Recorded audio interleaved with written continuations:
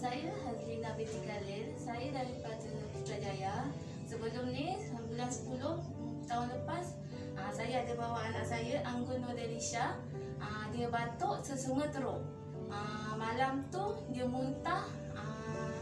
Lepas tu pagi tu dia berak keluar lendir sekali, muntah pun keluar lendir. Lepas tu dia baru lega.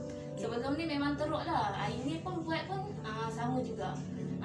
Hari ni dia datang pun sebab batuk dengan sesama. Kalau yang tak pernah try tu, elok try dululah. Mana tahu serasi kan. Macam anak saya serasi lah. Sebab dah kali kedua saya buat bawa. Sebab dapat melegakan batuk dengan sesama anak saya.